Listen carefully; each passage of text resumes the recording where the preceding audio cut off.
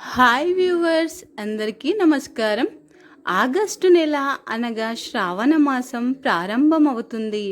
ఈ 3 రాశుల వారికి అధికంగా అదృష్టం, ఆనందం, కార్యసిద్ధి. ఈ సంవత్సరము ఆగస్టు 5వ తారీఖున శ్రావణ మాసం ప్రారంభం కానుంది. ఈ విశిష్టమైన మాసంలో వచ్చేటటువంటి యోగాల వలన కొన్ని రాశుల వారికి మాత్రమే అదృష్టం వారిని వెతుక్కుంటూ వస్తుంది. వారు అనేక ప్రయోజనాలను పొందనున్నారు.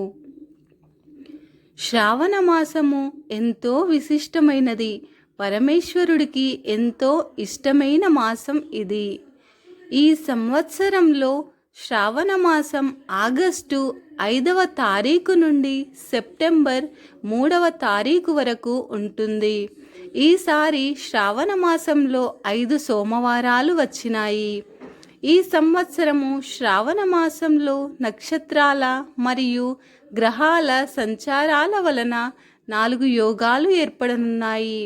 శ్రావణ మాసంలో 4 శక్తివంతమైనటువంటి యోగాలు ఏర్పడటం అనేది 72 సంవత్సరాలలో ఇదే తొలిసారి అని పండితులు చెప్తున్నారు. ఈ యోగాల వలన ఈ సంవత్సరం శ్రావణ మాసంలో కొన్ని రాశుల వారికి వారు ఊహించని అదృష్టం వాళ్ళని వెతుక్కుంటూ వస్తుంది.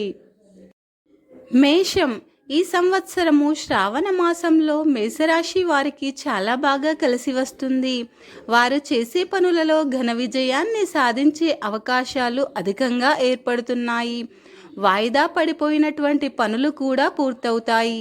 పరమేశ్వరుడి యొక్క అనుగ్రహం వలన మీరు ఎన్నో ప్రయోజనాలని పొందుతారు. సమాజంలో గౌరవం, ఆదాయం అధికమవుతాయి. జీవితంలో ఆనందంగా ఉంటారు.